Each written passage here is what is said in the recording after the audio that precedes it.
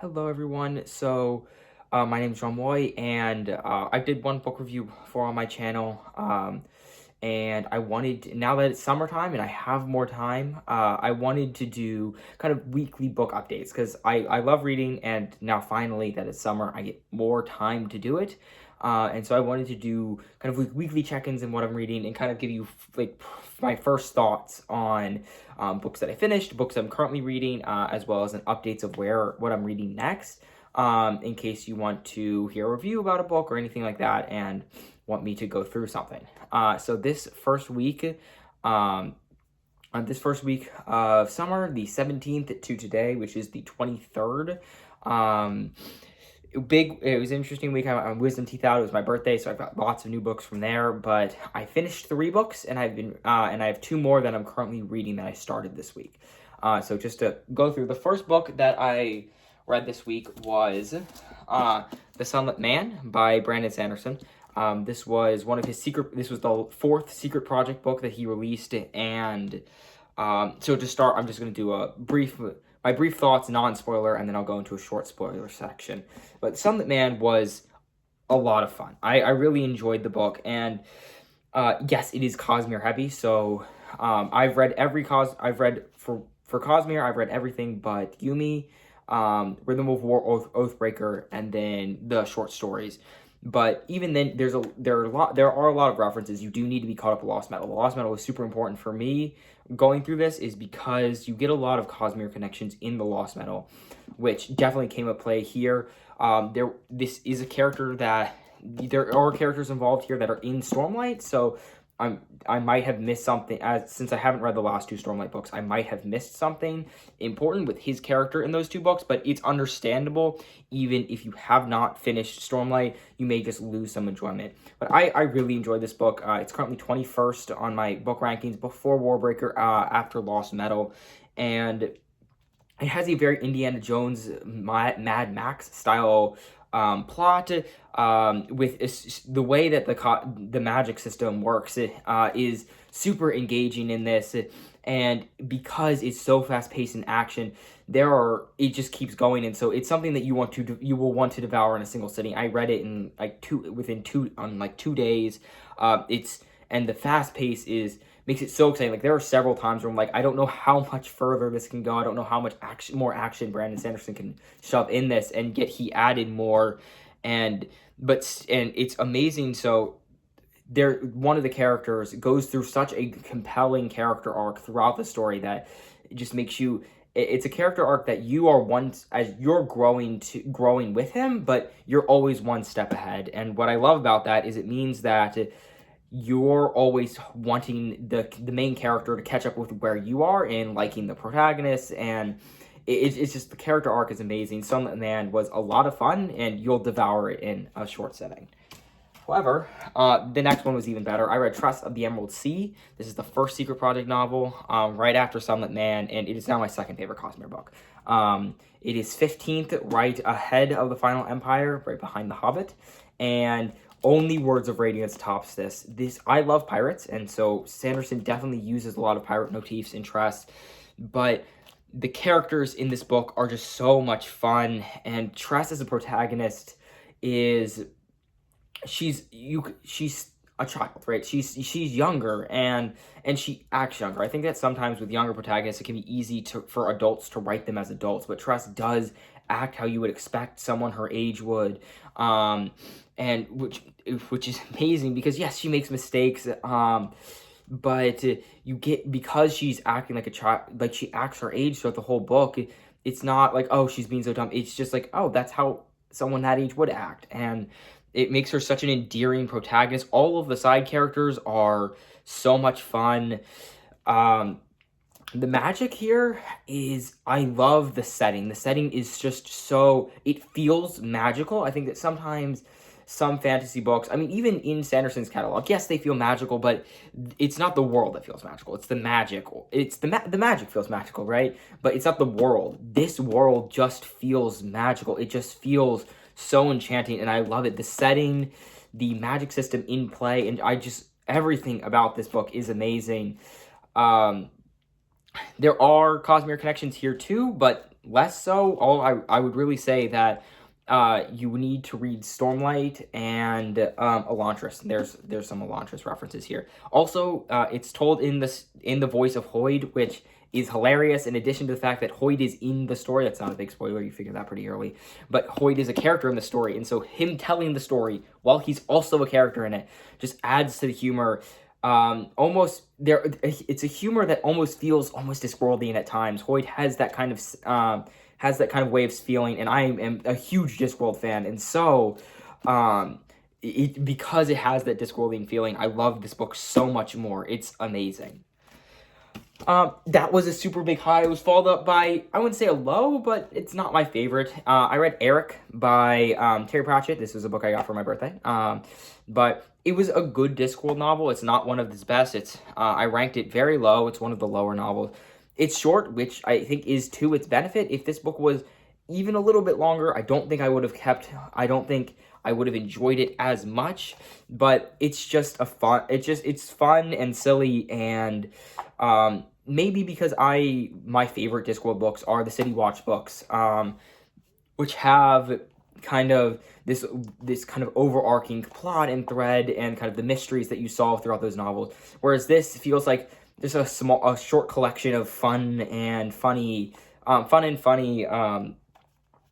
events and it's enjoyable because Rincewind as a protagonist is enjoyable, as well as their various interactions are humorous. It just feels like it's a little like it has an overarching plot, but it feels a little disjointed, which as a City Watch fan, I'm not as big of a fan of, but it's still a good book. I would recommend it. And then for the two books that I'm currently reading yet have not finished, first is I did start The Color of Magic, the very first Discworld novel, and first thoughts so far, so I'm about 200 pages into it, so I'm almost done, but thoughts of, it's very interesting to see where Discworld started. There's a lot of elements in here that are like, it feels like Discworld, like you're like, oh, that's Discworld, but it's not quite there yet from what we see. Even a couple books later, there are characters in here that by the time you get to Mort, like literally just book 4, this is book 1, book 4 are much better fleshed out and are actual characters. And then and I think that's it's interesting to see things that look Discworld but are not Discworld. And I'm excited to finish this and then read Light Fantastic to see, because those are the only two direct sequel. It's the only direct sequel in the books in the series where you have to read Color Magic then Light Fantastic. But it's fun. It's Discworld fun. It's not going to be, I don't think it's going to be among my favorite of Discworld, but it is interesting to see Discworld kind of pre-Discworld of what it became. Though I did find this funny. Mine has a foreword that he wrote in 1989, and it talks about, well, at this point, the book, in a couple years, this series will be at 10 books, and I just found it funny, because at that point, Guards had released, and to see it now, 41 books later, and how much better the series got, was a lot of fun. And then the other book that I'm currently reading, I was reading this one, then picked up Colors of Magic once I got it, is A Frugal Wizard's Handbook for Surviving Medieval England. This is another one of Brandon Sanderson's secret projects, and it's okay. It's his take on Jason Bourne plus his fantasy and sci-fi elements added in. It's just not for me. I watched the Jason Bourne movies. I thought they were okay, and Frugal Wizards kind of falls in the same boat. I don't think Sanderson is good here, but I don't think his voice is as strong as in other novels. I am kind of, after reading so much Cosmere, I'm kind of missing those Cosmere connections and kind of like the little snippets from other worlds. Because it's more sci-fi than fantasy, kind of that amazing world building that Sanderson is famous for is kind of missing in Frugal Wizard's Guide. So it's a Sanderson book. It's just, I feel like it could be so much more, especially after reading Tress of the Emerald Sea and Sunlit Man, which were phenomenal. So I wanted more, and it isn't giving me that, but I'll finish it, but I don't have high hopes that it's going to be something amazing that I'm just going to love forever. So here, before I get into the spoiler sections, I just want to talk about what I'm going to be reading next. So obviously, I'm going to be finishing The Colors of Magic and then The Light Fantastic. Once I finish Light Fantastic, I will definitely finish Frugal Wizard.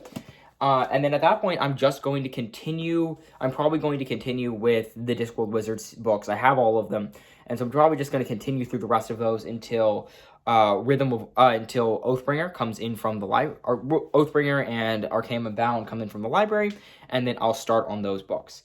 So just and then what? One more thing. I did get, like I said, I got books for my birthday. So later this summer, we will definitely be reading Dawn Shard. I got Dawn Shard, so I will read that once I finish Oathbringer. I got. I'm gonna reread Injustice again. I got year 3, but I definitely will reread the first 2 years now that I have this one. Highly recommend. What If 2? What If is my 3rd favorite book of all time, of any book I've ever read, and so I'm super excited for What If 2. This is just definitely good. This is gonna be my bedside book. For if I want to read something quick before bed, this is definitely going to be it. And then 2 nonfiction books. One about the Curiosity rover, and then one about NASA's system engineering. As someone who wants to work for NASA, those will definitely be something I'll peruse through this summer. Maybe not like a full in-depth thing. So just quickly pause here, spoilers right here, and we're going to start with kind of the spoiler section for these 3 books.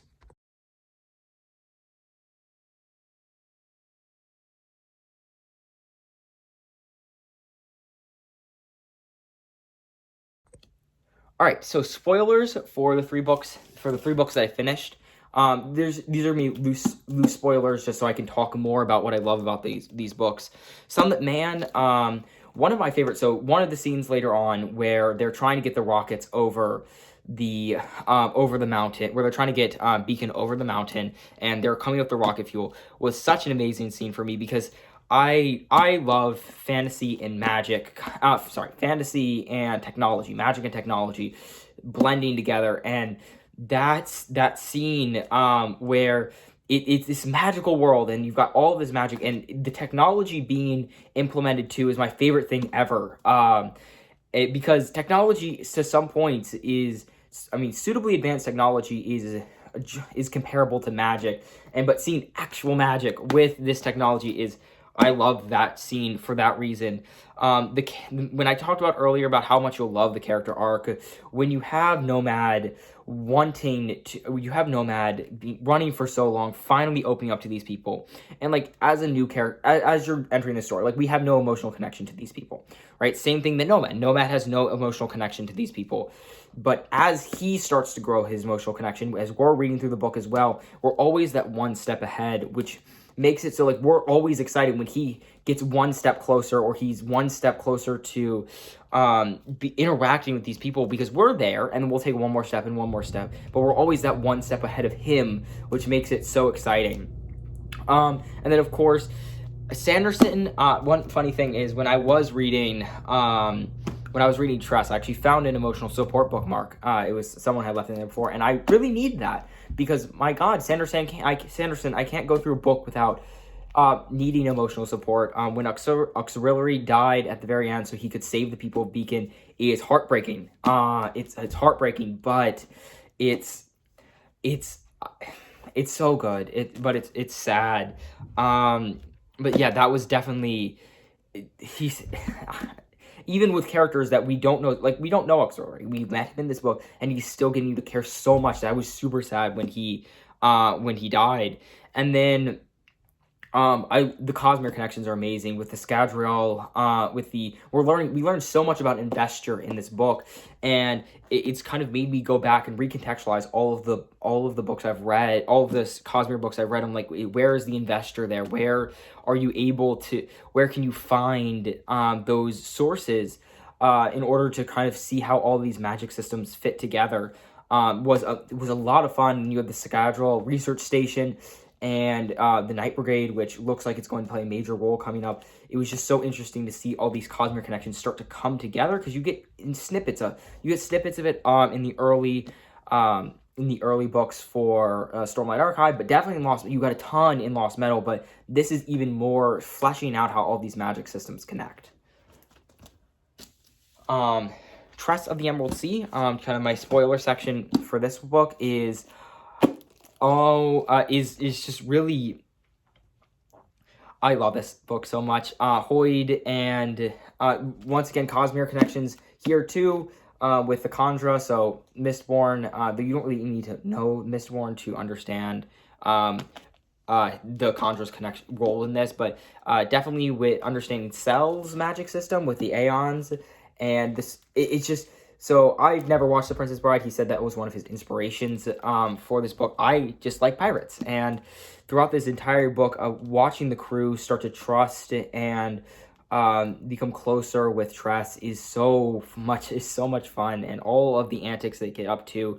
And then once again, as I talk with Sunlit about how much I love technology and magic, as Tress is figuring out how figuring out the ballistics and how to make these cannonballs, these new cannonballs that work how she wants with the vines, and experimenting with these spores is so much fun and so interesting to see more engineering and more science be put into these magical worlds, and that was just so much fun.